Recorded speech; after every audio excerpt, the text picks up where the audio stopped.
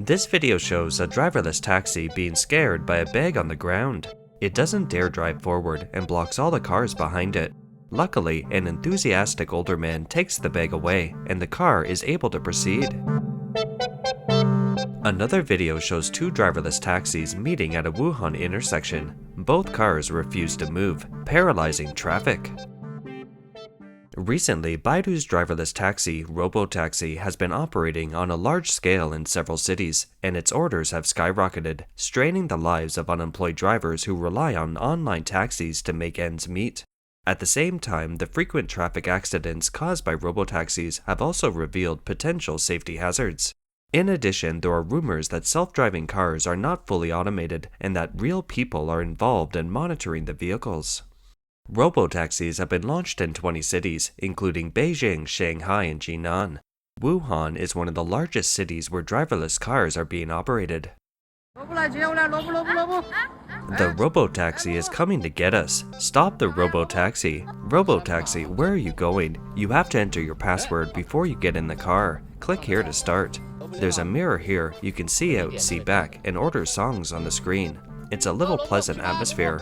There is also a camera here. Do not think nobody is here and you can do whatever you want. Hey mister, do not always engage in some hasty action. It's a bit scary. Robotaxi movement with shaking you up makes people confused. You can also ask for help on the screen if you have any problems. Compared with traditional cabs, robotaxis have these advantages. First, it's cheap because it doesn't need a driver, which saves on labor costs. The price per 10 kilometers in Wuhan is between 60 cents and $2.20, while traditional cabs and internet taxis are between $2.50 and $4. Secondly, driverless cabs can work 24 hours a day, something traditional taxi drivers cannot compete with. Third, there is no question of good or bad service attitude, and transportation will not be refused, which can significantly reduce the number of conflicts and disputes. A netizen experienced sitting in the Robotaxi. He said the car accelerated more smoothly, and most importantly, it was very cheap. It ran 8 kilometers and only charged him 80 cents. Well, we're almost there with the Robotaxi. 100 meters to go. Let's see where the Robotaxi puts us to get out of the car. Slowing down. I'm getting out of the vehicle. Why doesn't the Robotaxi go away? It might take another order. The Robotaxi is generally not harmful, mainly because it's very cheap. I took a taxi for about 8 kilometers. Let me show you my fare, which is 80 cents.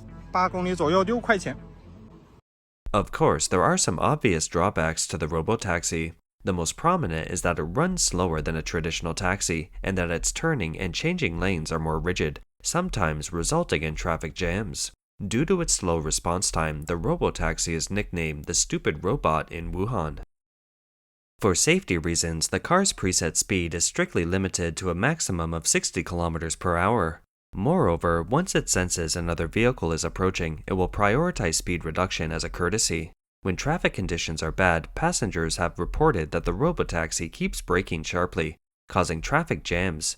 Sometimes the Robotaxi even goes on strike and stops moving, so the traffic police can only contact the customer service center to solve the problem. A video has been circulating online showing a driverless car getting confused at an intersection and not knowing what to do. A netizen said that traffic police are most afraid of Robotaxis. Look at those two Robotaxis not knowing what to do. Robotaxi, run quickly. Well, one Robotaxi is gone, but the other one is still waiting there. Why does the Robotaxi keep waiting? Oh, it's a red light. Robotaxi still puts safety first. Okay, let's go. On July 7th, a mom on an e-bike was hit by a Robotaxi, and traffic police arrived at the spot to handle the incident. The next day, Baidu said the accident occurred at an intersection in the Hongyang district of Wuhan City. The Robotaxi made minor contact with someone who ran a red light when the green light was activated. A netizen, Awei, was taking a taxi when a car called Robotaxi arrived, but it was parked far away. He laughed, saying, "It's a hot day and I must chase the Robotaxi." After Wei and his friend got into the car, everything initially went smoothly, but when they got to the destination, there was an accident. The Robotaxi had to go around the car, and there were other cars next to it, which was difficult for the Robotaxi. A safety officer came along and took over the vehicle. The safety officer said the Robotaxi could not get around, but it would take longer. People used to think that driverless Robotaxis were fully automated. Recently, some netizens on social media platforms have posted pictures of Robotaxi's backstage scene, showing that a real person operates it. The picture shows the backstage staff monitoring the vehicle's real-time driving status in front of the screen. Each screen is equipped with a steering wheel and other operating systems. Netizens believe that the so-called driverless online ride-hailing service simply switches the driver from the car to the office, and the backstage staff looks like they're driving a simulated racing car.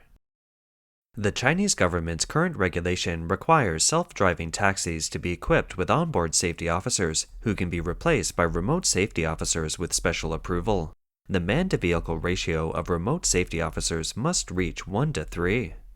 These safety officers sit in the backstage offices and remotely monitor the vehicle's driving conditions at all times. Once an abnormal situation occurs, he can take control measures promptly to ensure the vehicle's safety. Because the AI driver has been able to cope with most road conditions, abnormal conditions do not often occur, so unlike ordinary safety officers, cloud drivers can serve many cars simultaneously. In the Robotaxi company, the backstage safety officers must always concentrate on their work. They must be like robots, maintain high vigilance, and strictly monitor the vehicle's driving conditions. It is understood that the safety officer in the process of work must not encounter any distractions or slack off. Once the eyes are closed for more than 3 seconds, the system can automatically detect it, which will require the safety officer to stop working immediately.